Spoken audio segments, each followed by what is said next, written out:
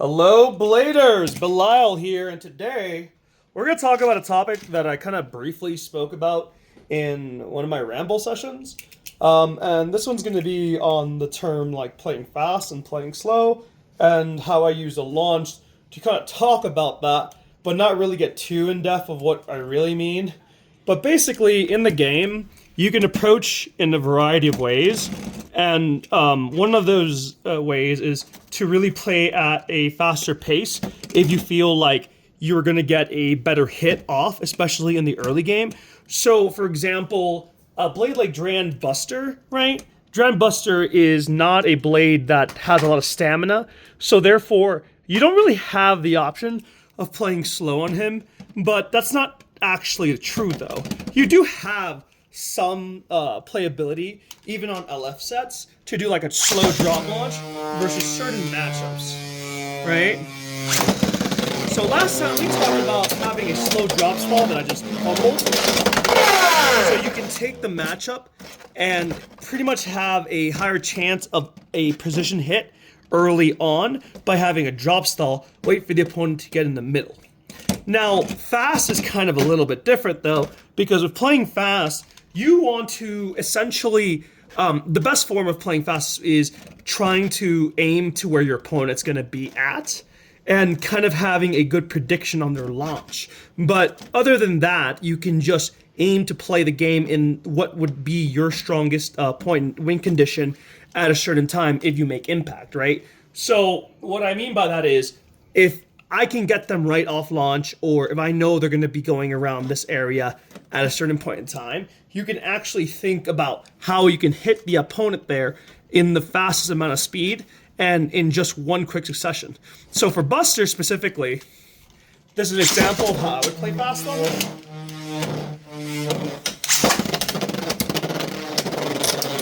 So when you're playing fast, the intent or idea is that you're just trying to win ASAP. And, you know, there are some consequences to playing fast, though, because you're less controlled in your movement. And by that I mean spontaneous things can happen. You're shooting it at a higher clip. You're putting more power into the throttle, and you are essentially going for throw, right?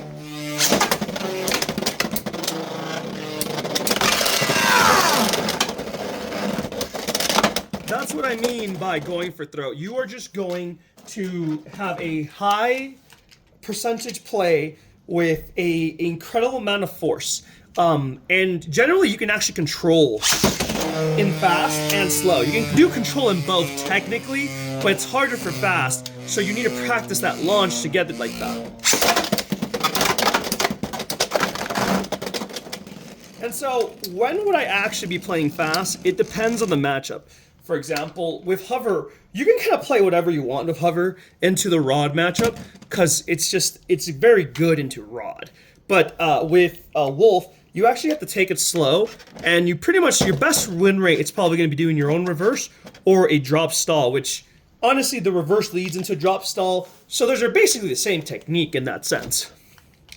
So when you play these matchups and you play into Rod, your blade actually might have a better chance taking it out by D-stab. So, good example is Pegasus.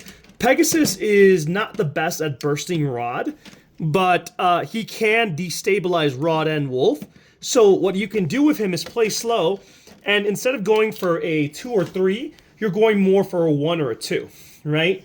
So that's kind of the differences between choosing how you want to get your points and what you're looking for, especially if you don't need to like play fast and like pretty much like when I would play fast, for example, is in a setting where I need a lot of points quickly and I'm about to lose the game, right? Because this is a really weird way of changing the tempo in a match. So if I go drop, then on the next crack I go slam, you're not expecting that as a player because you're expecting another drop, because if it worked the first time, why wouldn't someone replicate that? So you're also messing with the tempo of the game and how players perceive what's going to happen next, keeping them on their toes essentially. And this has a lot of implications because some matchups actually do better when you're slow, some do better when you're fast. And learning how you can like understand those matchups and play into it is like critical, right? So another example is when you're playing defense. This is a pretty big one. When you're playing defense or Hexa Rod, right? Hexa Rod is really good defensively, but it has a really bad matchup into regular Rod. So regular ball rod or free ball rod, both of these blades essentially cannot lose to a Hexa Rod unless the Hexa Rod is played like an attacker. So Hexa Rod's always going to lose by 1 point. That's generally the case. And Rod on ball is always going to beat Hexa Rod by 1 point. But it is actually better for the Hexa player to use Hexa and its numerous amount of gears in a more aggressive capacity and use that to leverage an advantage. So it's actually incumbent on that player to play fast in that situation, right? Instead of playing slow, because if you play slow into Hexa Rod, you're just gonna die. It's the same thing with builds like RA and other defense builds.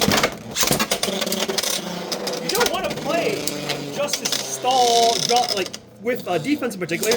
You want to play for most contact as much as possible before you take center. Because the moment you take center into Rod ball, you just lose as defense, generally speaking.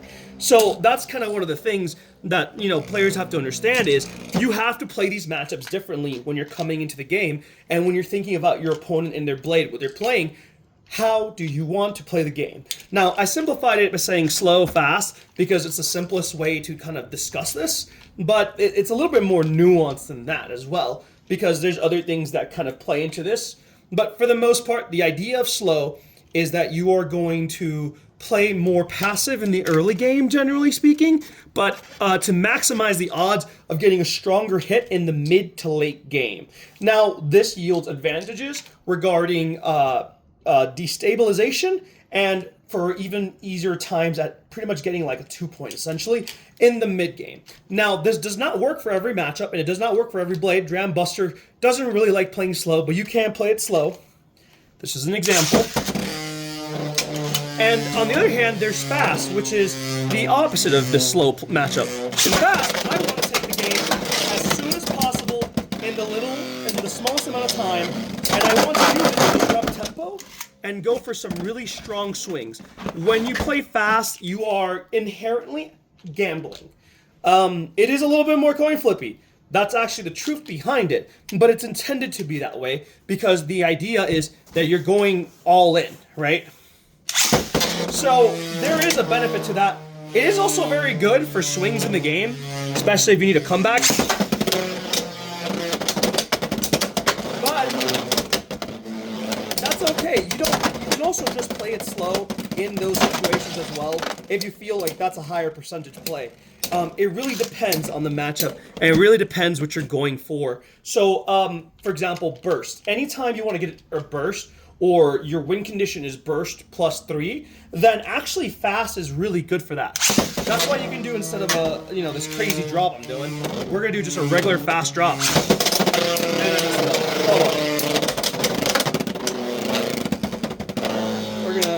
We're gonna do that again because I gotta calibrate for low flat.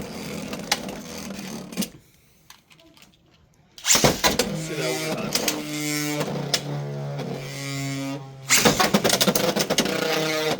Not what I wanted, but tough shame. Anyways, back to the moral of the story before I mess up anymore. Generally speaking, fast is very aggressive. It requires a lot more prediction, requires a lot more intuition, using that intuition. And so it is not recommended for every player, but there are benefits to it in a matchup. Some matchups are literally unwinnable without playing fast.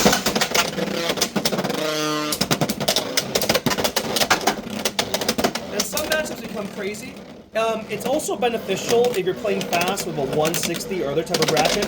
Whenever you're playing very versatile, like very aggressive, you need to have something in your back pocket to increase the chances of you surviving even by your own inadvertent extreme finishes or self KOs. So you got to be careful.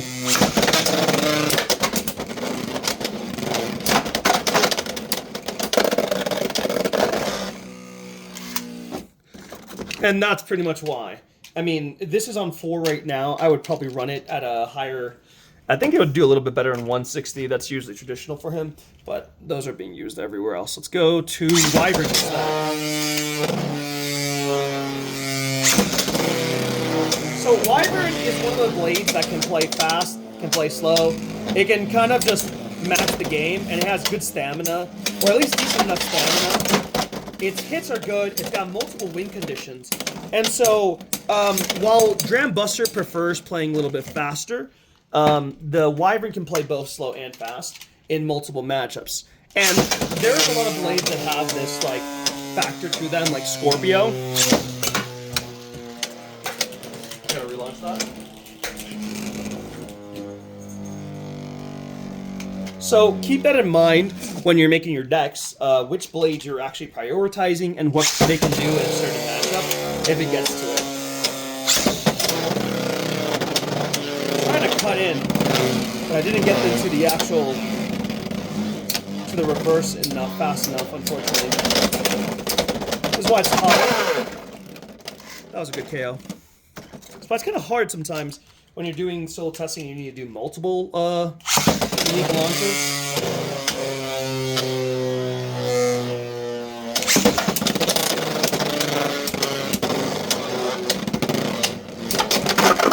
Oh no! That was tragic. Dram Buster. That was tragic. We're gonna go test another blade that's very good at going fast. Again, just because I can go fast doesn't mean I have to. For example, when I'm launching, you're gonna do also just like this. I can play slow. You can play it slow. Do I like playing slow on Whale? Probably not. But there are benefits, there are advantages to it. And it's not just based on technique either, because you can do this by doing a reverse, for example, or, you know, trying to hang out on this spot here for a little bit before you go in. Like, it just depends, right? And you can do that by also managing your strength and your initial output. You don't gotta max rip it every time. If you play slow here in Whale, I find that this position that it does there, I'm not a big fan of it in comparison to other blades. I think with Whale in particular, and almost every nuker, playing fast is the go-to. I mean, you're gonna probably lose by spin anyways, so you might as well go for, you know, broke. You gotta go crazy, right? But it is dependent on the blader and what they kind of feel like, and there are times where even on nukers you may want to play slower. For example, Whale doesn't like Shark.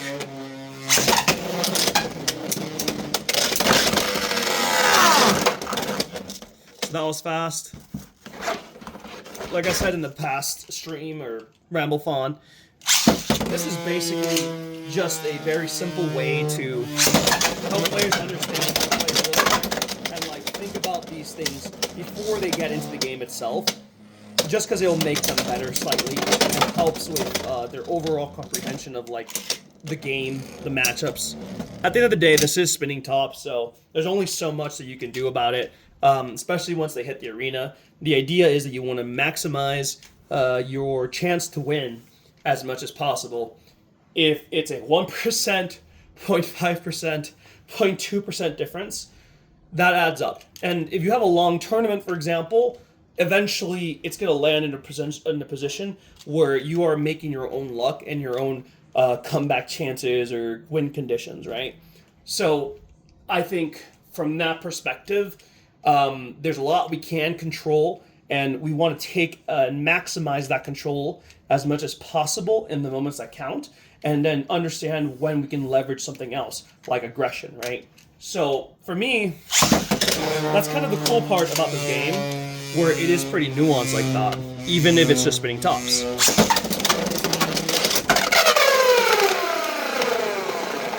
Sometimes it's just a coin flip though, for real. But I mean, that's just the nature of the beast, right? Playing, okay.